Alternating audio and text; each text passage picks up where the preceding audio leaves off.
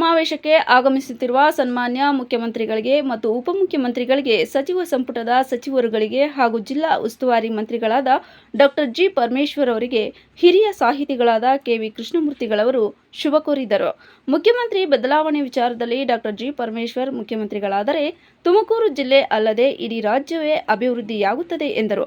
Sir, ಅಂತೂ ಇಂತೂ ಸರ್ಕಾರ 3 ವರ್ಷ ಆಡಳಿತ ಮಾಡ್ಬಿಡ್ತು. ಈಗ ನಾಳೆ 3 ವರ್ಷದಲ್ಲಿ ಏನೇನು ಸಾಧನೆ ಮಾಡಿದೆ ಸರ್ಕಾರ, ಅದನ್ನ ತುಮಕೂರು ಜಿಲ್ಲಾ ಜನತೆಗೆ ತಿಳಿಸ್ತಕ್ಕಂಥ ವಿಚಾರವಾಗಿ ಮಾನ್ಯ ಘನವೆತ್ತ ಮುಖ್ಯಮಂತ್ರಿಗಳು ಮತ್ತು ಉಪಮುಖ್ಯಮಂತ್ರಿಗಳಾದಂತ ಡಿ ಕೆ ಶಿವಕುಮಾರ್ ಮತ್ತು ಸಿದ್ದರಾಮಯ್ಯ ಸರ್ ಬರ್ತಾ ಇದ್ದಾರೆ. ಈ ವಿಚಾರವಾಗಿ ಜನಧ್ವನಿ ಪತ್ರಿಕೆಯ ಸಂಪಾದಕರಾಗಿರತಕ್ಕಂತ ಮಂಜುನಾಥ್ ಅವರಿಗೆ ಈ ಸಾಧನಾ ಸಮಾವೇಶದ ಬಗ್ಗೆ ನಿಮ್ಮ ಅಭಿಪ್ರಾಯ ಏನು ಅಂತ ಕೇಳ್ತಾ ಇದ್ದಾರೆ. ಮೊದಲಿಗೆ ಅವರನ್ನು ನಾನು ಇವತ್ತು ನನ್ನ ಮನೆಗೆ ಬಂದು ಈ ವಿಚಾರ ಕೇಳ್ತಾ ಇದ್ದಾರೆ. ಅವರು ನಾನು ಸ್ವಾಗತಿಸ್ತಾ, ಈ ಒಂದು ಜನಧ್ವನಿ ಪತ್ರಿಕೆಯನ್ನ ಸ್ಥಾಪನೆ ಮಾಡಿ ತುಮಕೂರು ಜಿಲ್ಲೆಯಲ್ಲಿ ಒಂದು ಒಳ್ಳೆ ವೈಚಾರಿಕ ಪೂರ್ಣವಾಗಿರುವಂತಹ ಮತ್ತು ಅನೇಕ ಆಸಕ್ತಿ ಪೂರ್ಣವಾದಂತಹ ಸುದ್ದಿ ಮಾಧ್ಯಮವನ್ನ ಜನತೆಗೆ ಕೊಡ್ತಾ ಇದ್ದಾರೆ. ಈಗ ನಾಳೆ 19ನೇ ತಾರೀಕು ತುಮಕೂರಿನಲ್ಲಿ ಕರ್ನಾಟಕ ರಾಜ್ಯ ಸರ್ಕಾರದ ಮಾನ್ಯ ಶ್ರೀ ಸಿದ್ದರಾಮಯ್ಯನವರು ಮುಖ್ಯಮಂತ್ರಿಗಳು, ಉಪಮುಖ್ಯಮಂತ್ರಿಗಳು ಮತ್ತು ಅವರ ಮಂತ್ರಿಮಂಡಲದಲ್ಲಿ ಕಾರ್ಯನಿರ್ವಹಿಸುತ್ತಾ ಇರತಕ್ಕಂತ ಅನೇಕ ವಿವಿಧ ಕ್ಷೇತ್ರದ ಮಂತ್ರಿಗಳು ಕೂಡ ಈ ಸಮಾವೇಶದಲ್ಲಿ ಭಾಗವಹಿಸಿ 3 ವರ್ಷದ ಸಾಧನೆ, ಸರ್ಕಾರದ ಸಾಧನೆ ಏನು ಅಂತಕ್ಕಂಥದ್ದನ್ನ ಜನತೆಗೆ ಸಂದೇಶವನ್ನ ಕೊಡಬೇಕು ಅನ್ನೋ ಒಂದು ದೃಷ್ಟಿಯಿಂದ ನಮ್ಮ ತುಮಕೂರು ಜಿಲ್ಲೆಯ ಉಸ್ತುವಾರಿ ಸಚಿವರು ಮತ್ತು ಗೃಹ ಸಚಿವರು ಆಗಿರತಕ್ಕಂತ ಡಾಕ್ಟರ್ ಜಿ. ಪರಮೇಶ್ವರ್ ಅವರು ಈ ಕಾರ್ಯಕ್ರಮವನ್ನ ತುಮಕೂರು ಜಿಲ್ಲೆಯಲ್ಲಿ ನಡೆಸ್ತಾ ಇದ್ದಾರೆ. ಇದು ಸ್ವಾಗತಾರ್ಹ. ಏಕೆಂದ್ರೆ ಪ್ರಜಾಪ್ರಭುತ್ವ ಸರ್ಕಾರದಲ್ಲಿ ಸರ್ಕಾರ ಮಾಡಿರುವಂತಹ ಕಾರ್ಯಗಳ ಅವರು ಎಂತೆಂತಹ ಒಂದು ಕಾರ್ಯಗಳನ್ನ ಮಾಡಿ ಜನರ ಕ್ಷೇಮಾಭ್ಯುದಯಕ್ಕೆ ಅವರ ಮಂತ್ರಿಮಂಡಲ ಏನು ಜನರಿಗೆ ಅನುಕೂಲ ಮಾಡುವಂತ ಕಲ್ಯಾಣ ಕಾರ್ಯಗಳನ್ನ ಹಮ್ಮಿಕೊಂಡಿದ್ದಾರೆ ಅನ್ನೋ ವಿಚಾರವನ್ನ ಎಲ್ಲ ಜನರಿಗೂ ಮುಟ್ಟಿಸ್ತಕ್ಕಂತಹ ಒಂದು ಈ ಕಾರ್ಯ ಇದಕ್ಕೂ ಕೂಡ ಪ್ರಥಮವಾಗಿ ನಡೀತಾ ಇದೆ. ಇದು ಸ್ವಾಗತಾರ್ಹ ಅಂತ ಮೊದಲೇ ನಾನು ಹೇಳಿದ್ದೇನೆ. ಸಿದ್ದರಾಮಯ್ಯನವರು ಮುಖ್ಯಮಂತ್ರಿ ಆದ್ಮೇಲೆ ಮತ್ತು ಡಿ ಕೆ ಶಿವಕುಮಾರ್ ಅವರು ಉಪಮುಖ್ಯಮಂತ್ರಿಗಳಾಗಿ ಮತ್ತು ಇತರೆ ಮಂತ್ರಿಮಂಡಲದ ಎಲ್ಲ ಸಕ್ರಿಯ ಅವರ ಒಂದು ಮಂತ್ರಿಮಂಡಲದ ಸದಸ್ಯರುಗಳೇನಿದ್ದಾರೆ ಅವರೆಲ್ಲರೂ ಕೂಡ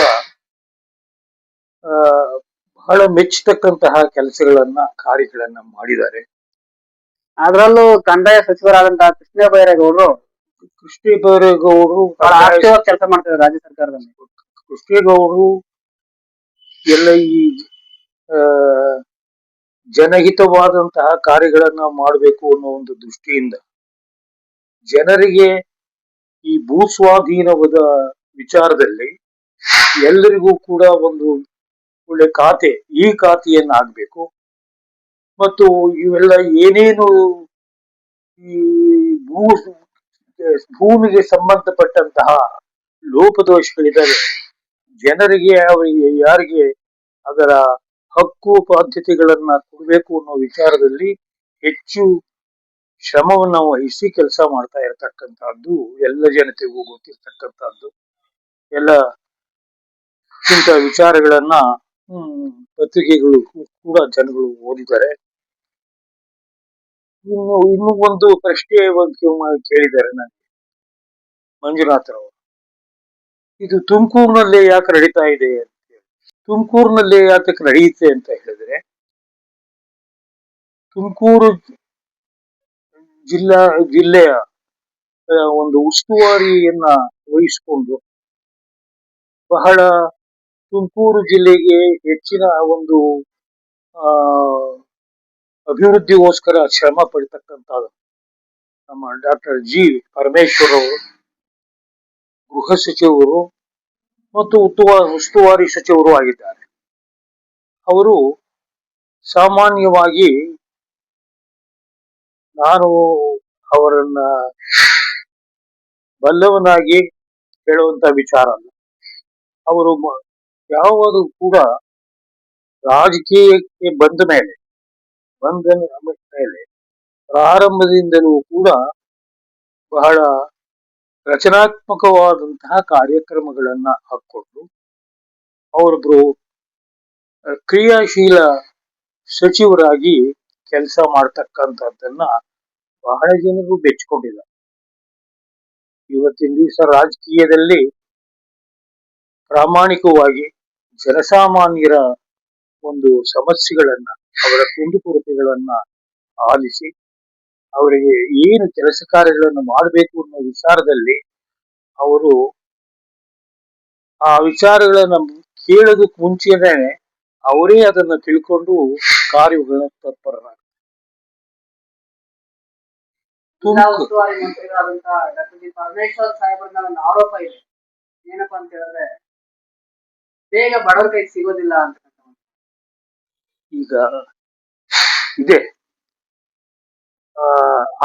ಆರೋಪವನ್ನ ನೀವು ಪ್ರಶ್ನೆ ಕೇಳ್ತಾ ಇದ್ದೀರಿ.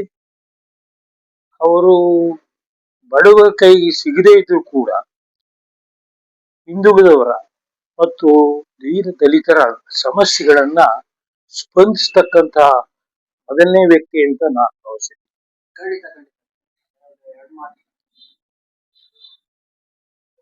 ಒಂದು ವಿಚಾರ,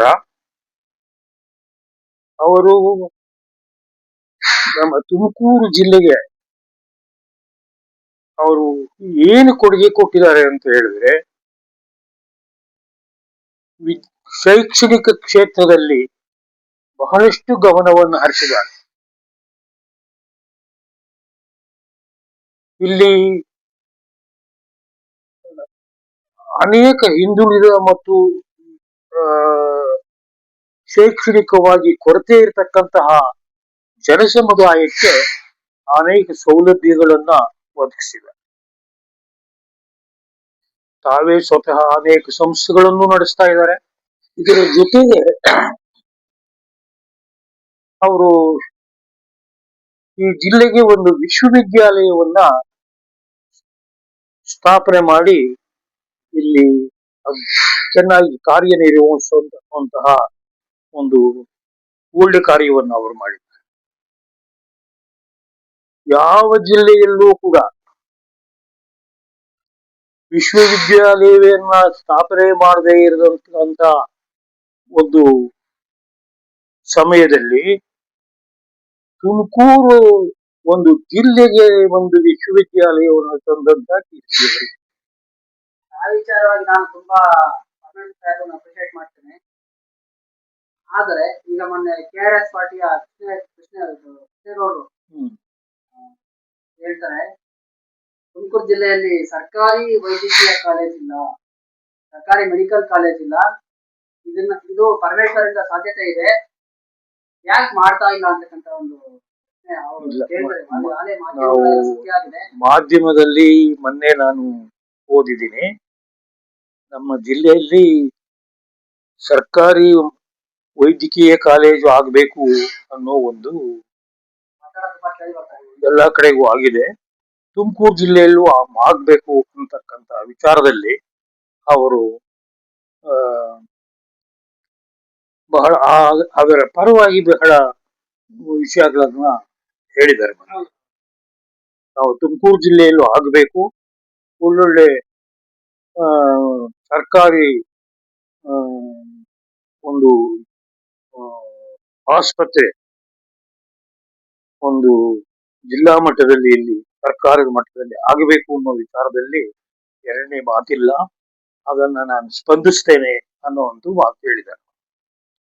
ಈ ಬಗ್ಗೆ ಈಗ ಜಿಲ್ಲಾ ಮಟ್ಟದಲ್ಲಿ ಇರತಕ್ಕಂತ ಆಸ್ಪತ್ರೆಗೆ ಸುಸಜ್ಜಿತವಾಗಿ ಇನ್ನೂ ಚೆನ್ನಾಗಿರ್ತಕ್ಕಂತ ಒಂದು ಕಟ್ಟಡವನ್ನೆಲ್ಲ ನಿರ್ಮಿಸಿ ಆಸ್ಪತ್ರೆ ಮಾಡಿದ್ದಾರೆ. ಬೇರೆ ಬೇರೆ ಎಲ್ಲ ವಿಶೇಷ ಜನರಿಗೆ ಆ ಅನುಕೂಲ ಆಗುವಂತಹ ಒಂದು ಕ್ಯಾನ್ಸರ್ ಆಸ್ಪತ್ರೆ ಆಗಲಿ, ಬೇರೆ ಬೇರೆ ಈ ಇದು ವೈದ್ಯಕೀಯ ಕ್ಷೇತ್ರ ವಿಶಾಲವಾಗಿ ಬೆಳೀತಾ ಇದೆ.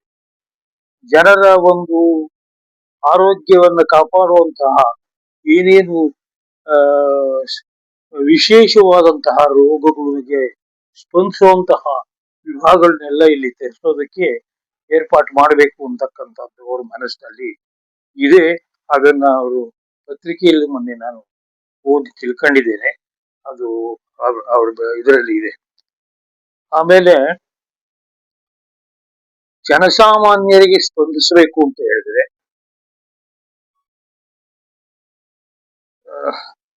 ಎಲ್ಲ ಜನಸಾಮಾನ್ಯರಿಗೂ ಸ್ಪಂದಿಸೋದು, ಅದಕ್ಕೋಸ್ಕರ ಮೊದಲು ಇಲ್ಲಿ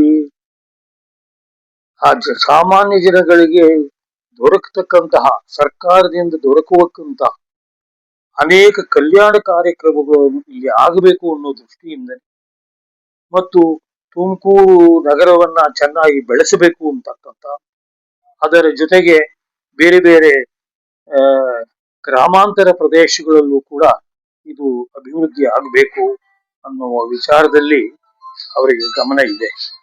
ಈಗ ನೋಡಿ, ಕುಡಿಯೋ ನೀರಿನ ಸಮಸ್ಯೆ, ಅದನ್ನ ಗಮನದಲ್ಲಿಟ್ಕೊಂಡು ಬುಗುಡ್ನಳ್ಳಿಯ ನೀರು, ನಗರಕ್ಕೆ ನೀರೇ ಇಲ್ಲ ಅನ್ನೋ ಕೆರೆಯಲ್ಲಿ ನೀರು ಖಾಲಿಯಾಗಿದೆ ಅನ್ನೋದನ್ನು ಸ್ಪಂದಿಸಿ ಕೆರೆಗೆ ನೀರು ಬಿಡಿಸಿರ್ತಕ್ಕಂಥ ಒಂದು ಕೀರ್ತಿ ಈ ಪರಮೇಶ್ವರಿಗೆ ಸಲ್ತ. ಅವರು ಇನ್ನು ತುಮಕೂರಿಗೆ ಏನೇನು ಆಗಬೇಕು ಅನ್ನತಕ್ಕಂಥ ವಿಚಾರದಲ್ಲಿ ಅವರದೇ ಆದಂತಹ ಕೆಲವು ಯೋಜನೆಗಳನ್ನ ಅವರ ಮನಸ್ಸಿನಲ್ಲಿ ಇದೆ. ಆ ವಿಚಾರಗಳನ್ನು ಕೂಡ ನಾವು ಅನೇಕ ಸಾರಿ ಚರ್ಚೆ ಮಾಡಿದಾಗ ಅವರು ತಿಳಿಸಿದ್ದಾರೆ. ಇಲ್ಲಿ ಅದೇ ರೀತಿಯಾಗಿ ಈಗ ಮುಖ್ಯಮಂತ್ರಿ ಕೂಡ ಪರಮೇಶ್ವರ್ ಸಾಹೇಬ್ರೆ ಮುಖ್ಯಮಂತ್ರಿ ಆಗ್ಬೇಕು ಅಂತಕ್ಕಂಥ ಹೊರಕೆರೆ ಕ್ಷೇತ್ರದ ಜನತೆ ಆಶಯದಾಯಕವಾಗಿದೆ. ಇಲ್ಲಿವರೆಗೂ ಕೂಡ ಮುಖ್ಯಮಂತ್ರಿ ಸ್ಥಾನವನ್ನ ಪರಮೇಶ್ವರ್ ಸಾಹೇಬ್ರಿಗಾಗಲಿ ಡಿ ಕೆ ಶಿವಕುಮಾರ್ಗಾಗಲಿ ಕೊಟ್ಟಿಲ್ಲ. ಪರಮೇಶ್ವರ್ ಆದ್ರೆ ಇನ್ನು ಕ್ಷೇತ್ರ ಅಭಿವೃದ್ಧಿ ಆಗುತ್ತೆ ಅಂತಕ್ಕಂಥ ಕ್ಷೇತ್ರ ಅಭಿಪ್ರಾಯ ಈ ವಿಚಾರದಲ್ಲಿ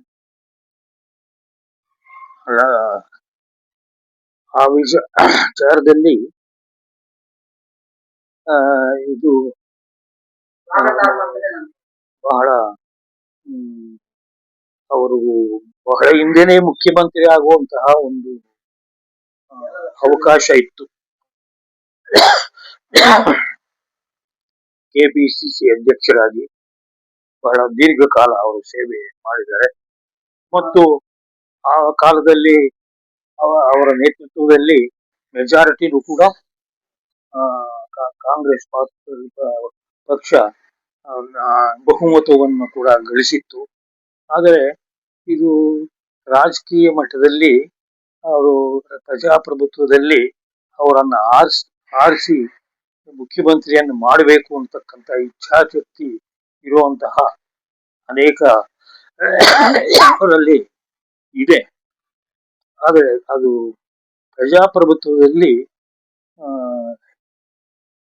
ಅದು ಆ ಪ್ರಜಾಪ್ರಭುತ್ವದ ಒಂದು ಏನು ಸೂತ್ರಗಳಿದವೋ ಅದನ್ನು ಅನುಸರಿಸಿ ಆಯ್ಕೆ ಆಗುತ್ತೆ. ಆದ್ರಿಂದ ನಾವು ಜನಸಾಮಾನ್ಯರಾಗಿ ಅದನ್ನ ಅವರೇ ಆಗ್ಬೇಕು ಅಂತ ಅನ್ನೋ ವಿಚಾರದಲ್ಲಿ ನಾನೇನು ಹೇಳಕ್ಕಾಗಲ್ಲ. ಅವ್ರ ಆದ್ರೆ ಎಲ್ರಿಗೂ ಸಂತೋಷವೇನೆ. ನಮ್ಮ ಜಿಲ್ಲೆ ಕೂಡ ಮುಖ್ಯಮಂತ್ರಿ ಆದರು ಅಂತಕ್ಕಂಥ ಒಂದು ಅಭಿಮಾನ ಅವರ ಬಗ್ಗೆ, ಅವರ ದಕ್ಷತೆ ಮತ್ತು ಬಹಳ ಕುಶಾಗ್ರಮತಿ ಅಂತಹ ಅವರು ಮುಖ್ಯಮಂತ್ರಿ ಆದರೆ ನಮ್ಮ ಜಿಲ್ಲೆಗೆ ಅಲ್ಲ, ನಮ್ಮ ರಾಜ್ಯಕ್ಕೆ, ನಮ್ಮ ರಾಷ್ಟ್ರಕ್ಕೆ ಕೂಡ ಅನುಕೂಲ ಆಗುತ್ತೆ ಅನ್ನೋ ಒಂದು ಅಭಿಪ್ರಾಯ. ಸಂಪಾದಕ ಆಗಿರ್ತಕ್ಕಂಥ ಮಂಜುನಾಥ್ ಅವರಿಗೆ ಮತ್ತು ವ್ಯವಸ್ಥಾಪಕ ಸಂಪಾದಕ ಆಗಿರ್ತಕ್ಕಂಥ ಕಾರ್ತಿಕ್ ಅವರಿಗೆ ನಾನು ವಂದಿಸಿ ನನ್ನ ಎರಡು ಮಾತುಗಳನ್ನು